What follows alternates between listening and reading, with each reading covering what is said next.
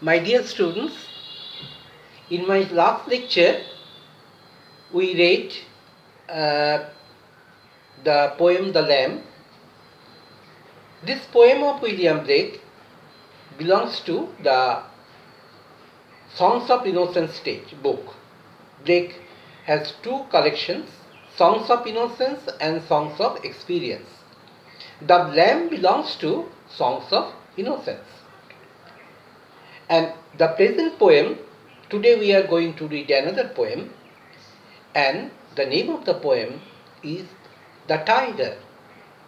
This belongs to Songs of Experience. Now,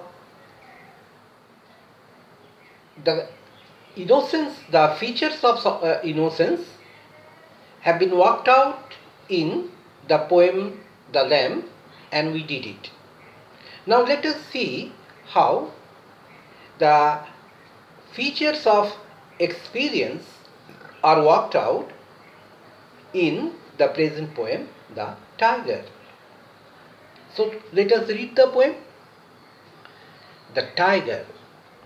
Tyger, Tyger, burning bright, in the forests of the night, what immortal hand or eye could frame thy fearful symmetry? In what distant deeps or skies burn the fire of thine eyes? On what wings dare ye aspire? What the hand dare seize the fire? And what shoulder and what arm could twist the sinews of thy heart? And when thy heart began to beat, what dread hand and what dread feet? What the hammer, what the chain, in what furnace was thy brain? What the anvil, what the anvil, what dread grasp, dare its deadly terrors clasp? When the stars threw down their spears and watered heaven with their tears, did he smile his work to see? Did he who made the lamb make thee? Tyger, Tyger, burning bright, in the forests of the night, what immortal hand or eye dare frame thy fearful symmetry? So,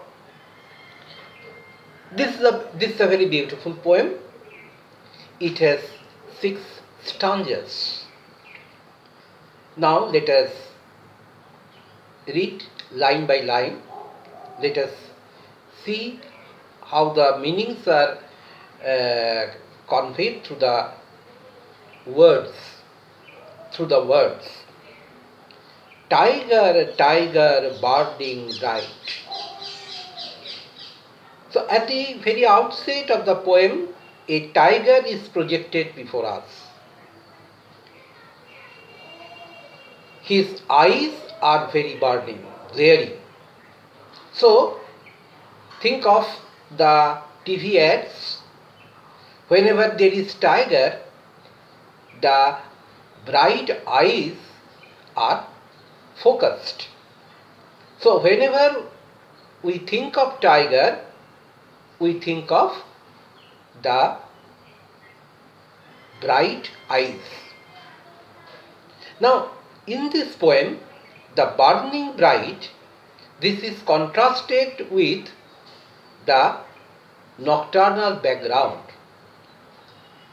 So, the second line, in the forests of the night. So, there is a contrast between the burning bright and the forest of the night. And because of this contrast, the burning bright, the glaring vision, the glaring eyes of the tiger is very much focused. What immortal hand or eye could frame thy fearful symmetry? Notice the first word, What immortal hand or eye? Tiger evokes awe, evokes terror. When we see a tiger, we feel terror. And when the poet conceives of the tiger, immediately he concludes that it cannot be the creation of any mortal being. It cannot be the creation of a mortal being. It must have been created by somebody who is immortal. So, there is a suggestion that the tiger has been created by God, because we ascribe immortality to God and not to man. What immortal hand or eye? Hand or eye, that is the parts of the body. Directly, creator is not here insisted. Hand or eye, that is the product, the creative personality. Yes, could frame thy fearful symmetry. The poet imagines regarding the spirit, regarding the creator who is immortal, yes, who must be God, whose hand and eye forge out this tiger. The poet explores in the tiger a fearful symmetry. Symmetry means shape. In case of, whenever we create something, there is a symmetry.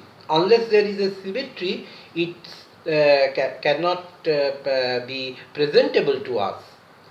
First of all, it cannot be presentable to me, the creator. Whatever we create, when I write something, when I construct something, there must be a symmetry. I try to explore a pattern, a shape. So, could frame thy. So, the tigers, in case of tiger, it is fearful symmetry, that is terrible shape. Compare lamb. In lamb, the poet frequently speaks of meekness and mildness. So, the symmetry of lamb and the symmetry of tiger is very different. Now let us pass to the second stanza. In what distant deeps or skies burn the fire of thine eyes? Mark the word burnt, that is past marker. What does it focus? What does it indicate? It indicates the poet's faith in God. There is a Platonic echo. Plato was a philosopher who believed that all ideas have a place of origin, and the origin is in God's word. So the burning bright, the fire of tiger's eye, we see a particular tiger. We see the eyes, the dazzling eyes of a particular tiger.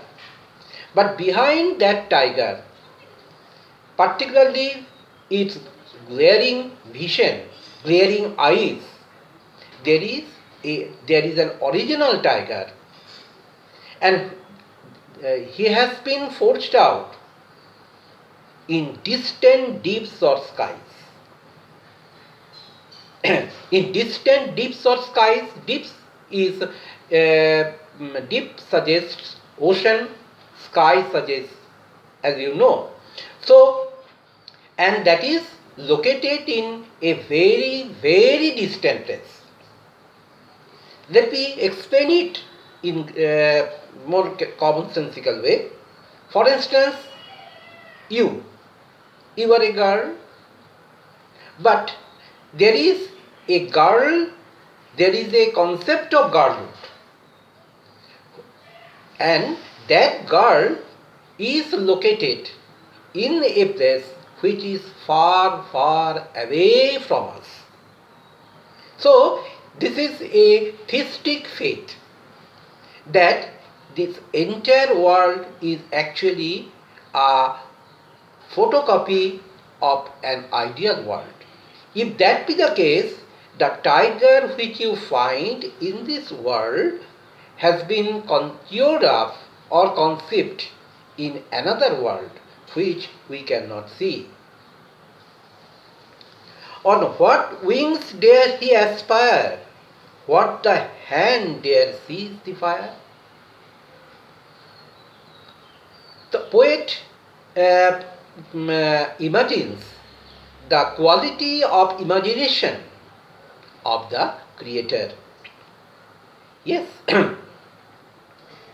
Now we are going to the third stanza. And what soldier and what art could twist the sinews of thy heart? Here there is an image of a man who is in action. His shoulders are wide and he is putting something in his hand. His shoulders are wide, strongly built, but mere strong build is not enough. This is strongly built, but when I do this in this way, then it means I have art, that is skill. So God has both. God has physical power and God has the capacity to do something, that is skill. Art means skill. Nature and art. Nature is something spontaneous, but art is something which we do through our cultivation, and that calls for skill. Exactly, there is music going on in the world, but when you are singing, you are trying to incorporate that music into you and produce it in your best way. And to do that, you need to be an artist. You need to be skillful. Yes, better to say you need to be skillful. And what shoulder and what art could twist the sinews of thy heart? The terrible eyes, the glaring eyes. So the poet's attention is first focused on the terrible eyes of the tiger. Then from the terrible eyes of the tiger, he goes to the heart of the tiger. Because heart is the engine. It controls the entire body. If the eyes are such glaring, then the heart must be more terrible. Or rather to say, the controlling part of the terror implied in the controlling part of the body is easily imaginable. And it is God who shape it, the sinews of thy heart. And when thy heart began to beat, what dread hand and dread feet? Okay.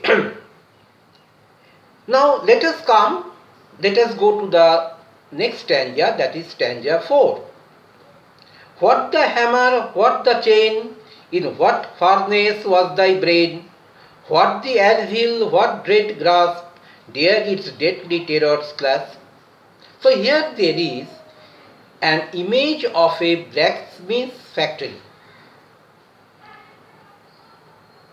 So the implication is very clear. The tiger, the existence of tiger evokes poets awe. The existence of the tiger leads the poet that it must have been that this animal must have been created by a person who cannot be a mortal being, and that person, number 3, that person must have tremendous physical energy and skill at the same time. That is why it is said, what soldier and what art. Okay. So that person needs a workshop also. So tiger, from the tiger the poet goes to the creator of the tiger, that is God. And from the creator of the tiger, the poet logically goes to the factory, a blacksmith workshop where he must have been created. So here there is a detailed picture of that workshop, and the weapons, the instruments are here. What are the instruments? Hammer. What the hammer? What the chain? So hammer, chain, furnace. These are the instruments which have been used by God for the creation of the tiger. We are Indians. We co-share a belief. We have Vishwakarma, and so far as it is said that whatever God wants, he asks Vishwakarma to execute it. Right. So, in what furnace, what the hammer, what the chain, in what furnace was thy brain, what the anvil, what red grass, dare its dead glitter or splash? So here, the image of a blacksmith's furnace is projected before us. So, and the poet speaks of the instruments. What are they? Hammer, chain, furnace, anvil, etc. Now let us go to the next stanza. When the stars threw down their spears and watered heaven with their tears, did he smile his work to see? Did he who made the lamb make thee? So, the poet is at a loss whether it is the same God who creates the lamb and tiger both. If lamb is the creation of tiger, if God is the creation of lamb, then is he the creator of the tiger in the same way? That is, there is an implied answer that lamb and tiger, they belong to two different categories, but both of them have been created by God. So there is an essential relationship between innocence and experience. Tiger, tiger, burning bright in the forests of the night, what immortal hand or eye dare frame thy fearful symmetry? This is the last stanza. The first stanza is repeated here. Let me read. Tiger, tiger, burning bright in the forests of the night. What immortal hand or eye could frame thy fearful symmetry? Tyger, Tyger, burning bright, in the forests of the night, what immortal hand or eye dare frame thy fearful symmetry? So almost the lines are similar, but there is an exception. In the first stanza, could frame thy fearful symmetry. In the last stanza, and the last line, dare frame thy fearful symmetry. So the word dare is here substituted. Here is the difference between the opening stanza and the closing stanza. Now, I will comment on the use of the word dare along with its implication in the context of this poem. Anyway, so when we read the poem, certain things need comment. First of all, punctuation mark. The poem opens with exclamation mark. Tyger, Tyger. Again, the poem closes with with exclamation mark at the initial stage. Tyger, Tyger. And throughout the poem, there are interrogation marks. Now, interrogation mark is indicative of question. It is not in Lamb poem. I showed that the first part in the first part there are interrogation marks, but in the second part there is no interrogation marks. That is, innocence is a stage where questions are raised, but such questions have definite answer. But experience is a benighted stage where questions are raised, but no answer is available. And note of exclamation used in the first line, first stanza, and the first line of the last stanza communicates the poet's sense of awe. Now, second point is the rhyming scheme.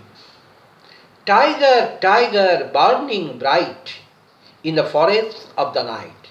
A. Because bright rhymes with night.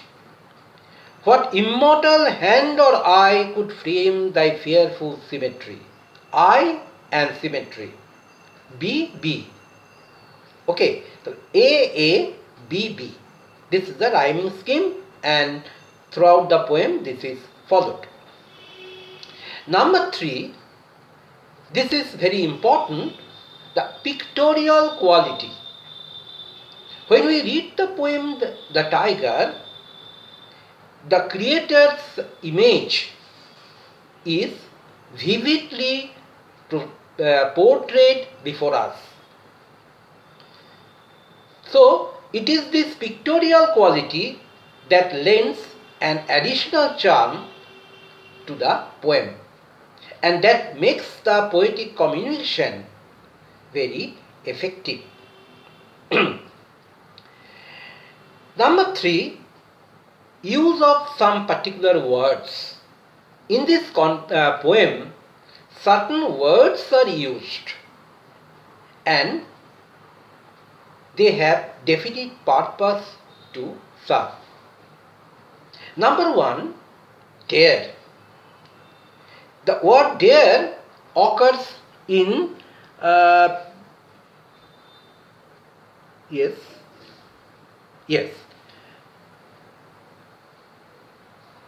in the second stanza. On what wings dare he aspire? Again, this dare is again in the stanza 4. Dare its deadly terrors clasp. Stanza begins, what the hammer, what the chain, in what furnace was thy brain, what the anvil, what dread grasp, dare its deadly terrors clasp. So here again the word dare is used. Again in the last stanza we have the word dare. Tyger, Tyger, burning bright in the forests of the night, what immortal hand or eye dare frame thy fearful symmetry? And I told you that this dare is very important because the first stanza is repeated in the last stanza except the particular word dare. Dare is here inserted in place of could frame. Could frame. Okay, so when a poet uses a particular word repeatedly, he has some intention. In this context, the intention is to communicate the terrible aspect, the ferocious aspect of the tiger. Another word important is wings. On what wings dare he aspire? Second stanza. In what distant deeps or skies burn the fire of thine eyes? On what wings dare he aspire? What the hand dare seize the fire? So wings.